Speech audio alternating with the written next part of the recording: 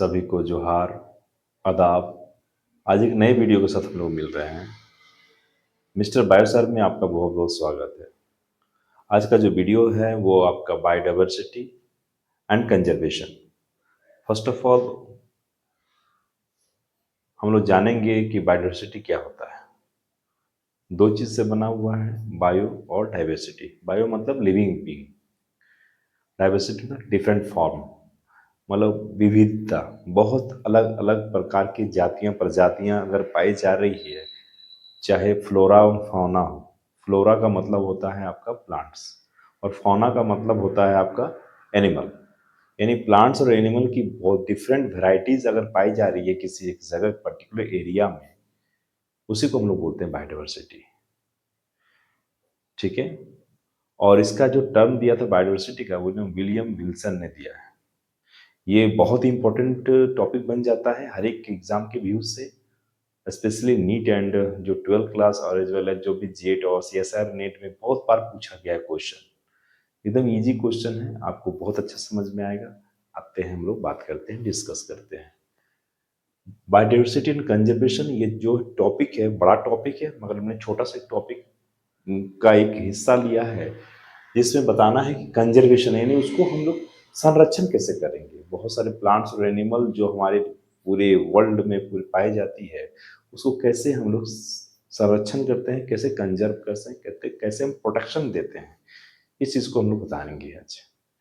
तो जानना है हमको कि एक तो होता है कि इन सितु कंजर्वेशन, एक होता है एक्स सितु कंजर्वेशन। दो वर्ड आप याद रखिएगा, इन सितु और एक है आपका एक्स सितु, ये जगह पर। ठीक है, एक जगह पर इन सितु। तो हम लोग यहाँ पर बात करते हैं इन सितु। इन सितु का मतलब समझिए कि एक पर्टिकुलर एरिया है,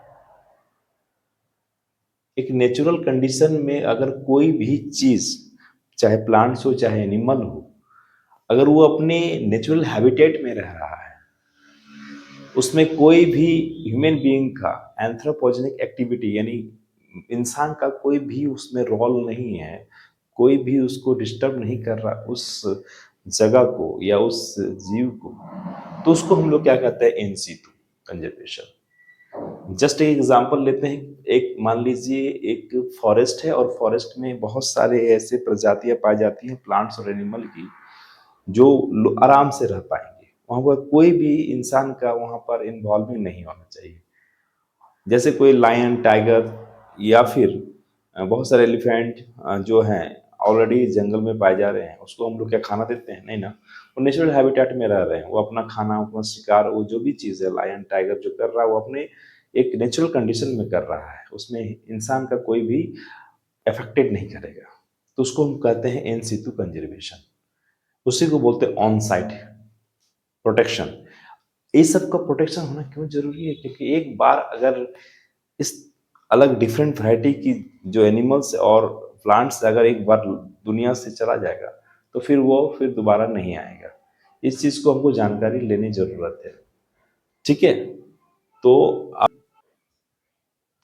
तो हम लोग इन सितु कंजर्वेशन की बात कर रहे हैं, तो उसमें देख लीजिए, नेशनल पार्क है, बायोस्फीयर रिजर्व है, वाइल्ड लाइफ सेंचुरी है, सेक्रेड फॉरेस्ट है और सेक्रेड लैक्स है। बहुत सारे ऐसे हैं जिसमें कोई भी इंसान का इंटरफेयर नहीं होना चाहिए, उसको हम लोग इन सितु कंजर्वेशन में रखते हैं या ऑन साइट कंजर्वेशन बोलते हैं।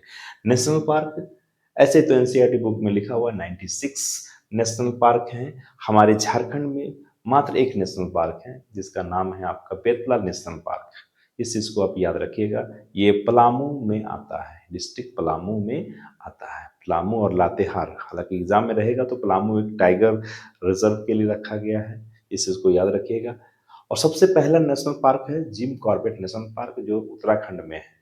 इस चीज को आप याद रखिएगा, बहुत जरूरी है। एग्जाम में पूछा गया था कि first national park in India, तो वो आपका है क्या, जिम कॉर्बेट नेशनल पार्क, जो उत्तराखंड में स्थित है। इसके बारे में हम लोग डिस्कस और भी करेंगे, अनेक वीडियो जो बनेगा तो उसमें हम लोग बात करेंगे। बायोस्फीयर रिजर्व, ये भी एक प्रकार का रिजर्व है जिसमें हम लोग इसमें खास कर हम बात करते हैं नेशनल पार्क की, तो दोनों रखते हैं, फ्लोरा एंड फौना की बात करते हैं। एक वर्ड आ रहा है, फ्लोरा एंड फौना। फ्लोरा का मतलब याद रखिएगा प्लांट से रिलेटेड है, और फौना जो है एनिमल से रिलेटेड है। इसको याद रखिएगा। बायोस्फीयर रिजर्व भी एक प्रकार का इन सितु कंजर्वेशन में आता है। वाइल्ड लाइफ सेंचुरी में, इसमें स्पेशली हम लोग एनिमल्स की बात करते हैं, एनिमल्स की बात। सेक्रेड फॉरेस्ट, ऐसे फॉरेस्ट जहाँ पर लोग अभी भी पूजा करते हैं, रिस्पेक्ट करते हैं, वर्शिप किया जाता है उस चीज को, सेक्रेड फॉरेस्ट, सेक्रेड लैक्स। तो बहुत सारे ऐसे हैं जो इन सितु कंजर्वेशन में आता है। एग्जाम में पूछा जाता है कि which of the following belongs to in situ conservation, तो आपको ऑप्शन दिया रहेगा, उस पर टिक करके आना है। अब इधर आइए, इधर इधर इस जगह पर एक्स सितु कंजर्वेशन क्या है। एक्स सितु का मतलब हमने कहा था कि ऐसा कंजर्वेशन जहां पर इंडेंजर्ड स्पीसीज जो आने वाले समय में उनको बहुत, वो लुप्त होने के कगार में, एक्सटिंक्ट होने के कगार में है, भविष्य में बहुत ज्यादा खतरा है उसको। क्यों?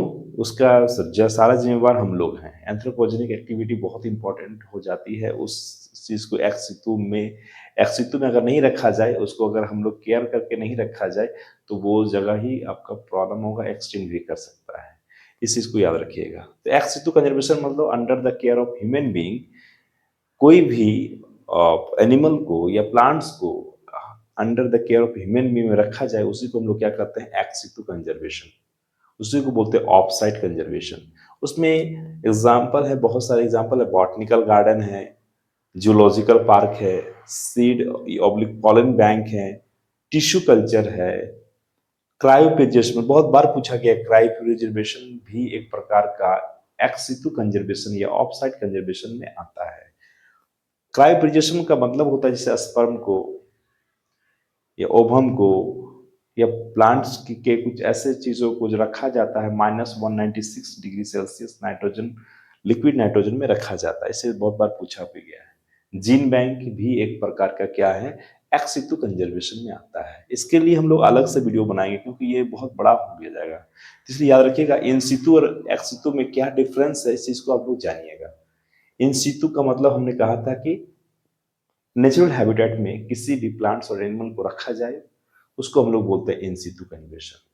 और एक्स सितु कंजर्वेशन ऑफ साइड यानी under the care of human being, उसी को हम लोग क्या कहते हैं, एक्स सितु कंजर्वेशन। इंसान का उसमें इंटरफेयर होगा। सारा चीज botanical, zoological park, seed pollination, tissue culture, cryopreservation, gene bank, इस चीज को याद रखिएगा। एग्जाम में पूछा जाता है, ऑब्जेक्टिव क्वेश्चन के लिए बहुत इंपॉर्टेंट है, इस चीज को ध्यान देंगे। नेक्स्ट वीडियो में हम लोग फिर से मिलेंगे और देखेंगे तो पता चलेगा कि क्या है। चलिए आज के लिए इतने रहते हैं। Thank you.